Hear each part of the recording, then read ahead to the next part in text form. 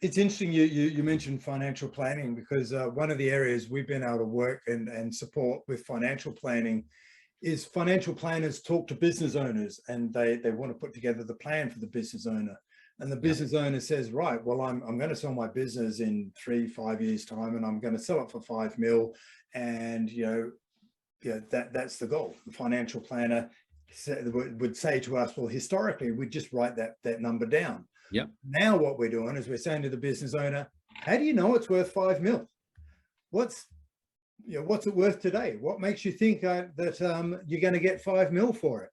So we go, well, let's do a proper valuation for them, and let's put the finance, let's give them a valuation for the business and where it is today and what the likelihood to achieve that number, that desired number, in 3 to 5 years time, so that the financial plan is built on a solid foundation.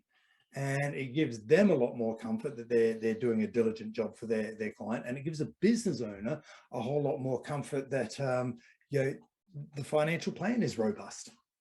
Yeah, I think there's 3 key people roles that need to be involved.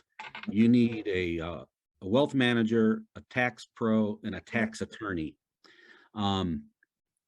and of course the business advisory. Because at the end of the day, the business is the goose that's laying the golden eggs. So if the business is not performing at the right level, kicking off, income, resources of time, et cetera, for the business owner, none of this other stuff gets funded, right?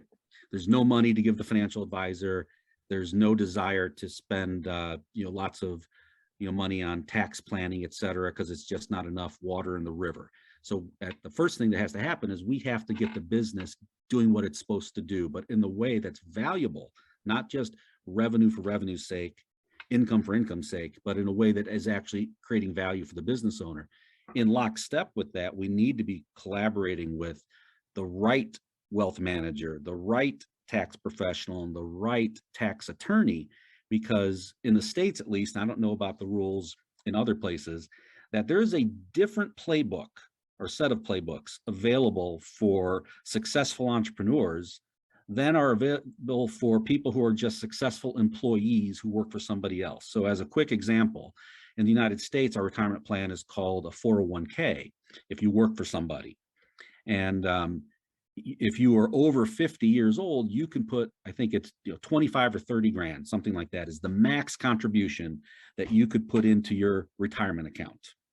And you might get a little bit of matching from the owner. Well, most business owners, if they have some level of success, adding another 25,000 to their savings is kind of inconsequential. It's not going to solve their freedom point number at all. Well, there's a different set of playbooks. I have several clients who are putting hundreds of thousands of dollars a year into their retirement plan. They're not restricted by the same $20,000 or $30,000 limit as everybody else. Why? Because as a successful business owner, there's a different set of rules. The challenge is there aren't a lot of wealth managers, tax professionals, and tax attorneys who really understand the different playbooks for successful business owners, because it's a niche. Most of the financial services training around all those people is dedicated to the masses. There are more employees than there are successful entrepreneurs. Yeah, and true. So if you go into any one of those professions, chances are the training that you get and the exposure that you get as you start ramping up your own business and work, your own practice, is going to be dealing more and more with kind of the employees than it is with highly successful entrepreneurs. Unless you happen to work for a firm that's all they focus on. Those are fewer and further between. So if we get the right people on the team, we could do a lot of really good work in a short period of time to solve lots and lots of critical issues for the business owner and their family by collaborating with those key people. And we do that all the time.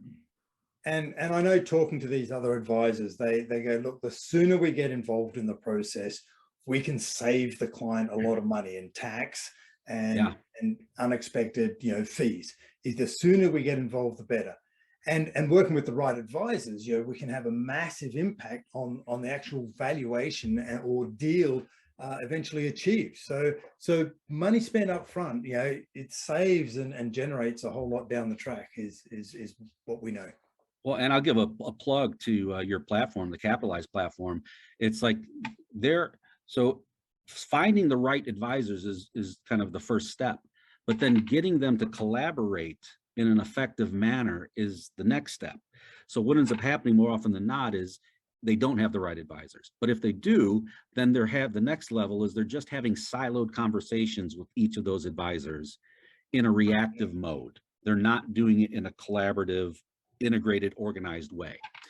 What I love about the platform that you guys have built is that it naturally enables that type of collaboration and actually forces it. Like, I make it a requirement with my clients that we have to do this, that this is critical.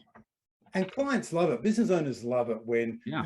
their advisors are talking to each other and coordinating behind the scenes and not involving themselves more than they have to. They can get on and do what they're good at, and they leave their advisors to do the structuring and what they need to do. So